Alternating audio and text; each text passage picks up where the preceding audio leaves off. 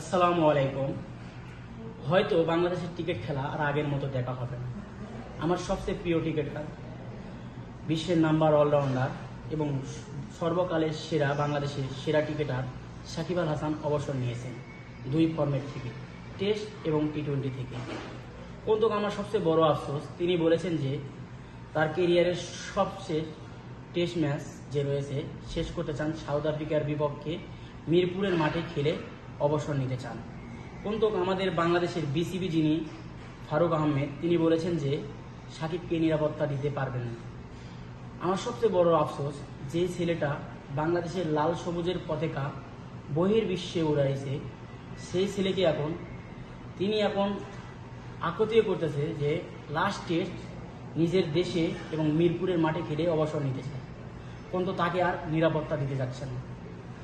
যে দেশে 30 লক্ষ মা বোনের রক্তের বিনিময়ে দেশ পেয়েছি, লাল সবুজের দেশ, সেই দেশে সামান্য একটি শেখ হাসিনাকে তাড়িয়ে বলে তারা দেশ স্বাধীন করেছে।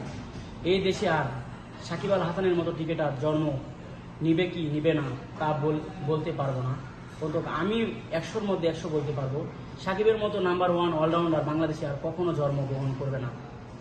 আমি একটা কথাই বলবো, বস, আপনি ভুল দেশে জন্মগ্রহণ করেছেন। আপনার জন্য সব সময় আমার পক্ষ থেকে ভালোবাসা এবং দোয়া রইল।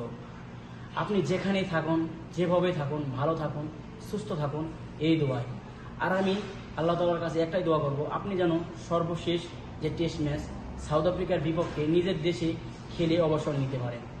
আর যারা আপনার হেটার, যারা বলে আপনি নিজের জন্য খেলেন, আমি একটা কথাই বলবো, সাকিব আল হাসান নিজের জন্য খেলে যা করেছেন, আপনারা একটা সাকিব আল হাসান তৈরি করে দেখান, নিজের মতো খেলা সাকিব আল হাসানকে একটি তৈরি করে দেখান।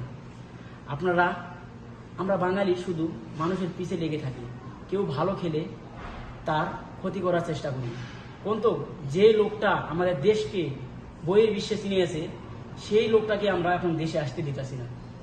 দেখুন, অনেকেই ইংল্যান্ড, অস্ট্রেলিয়া থাকে, যদি বলে বাংলাদেশ, তারা বলে সাকিবের দেশ বাংলাদেশ। আপনারা আমার দেশ বলে না, কিন্তু বলে সাকিবের দেশ বাংলাদেশ। সেই ছেলেটাকে আপনারা নিজের দেশে খেলে অবসর নিবে, তাও আপনাদের কাছে অনুরোধ করতেছে। তাহলে বোঝেন আমাদের দেশটা কত নিচে নেমে গিয়েছে। আপনারা বিবেক দিয়ে ভাবেন, একটা সাকিব আল হাসান আপনারা জীবনও তৈরি করতে পারবেন না। একটা কথাই বলে রাখবো, সাকিব আল হাসান একজন নাম্বার 1 এবং কিংবদন্তি, জীবন্ত কিংবদন্তি সাকিব আল হাসান। খোদা হাফেজ।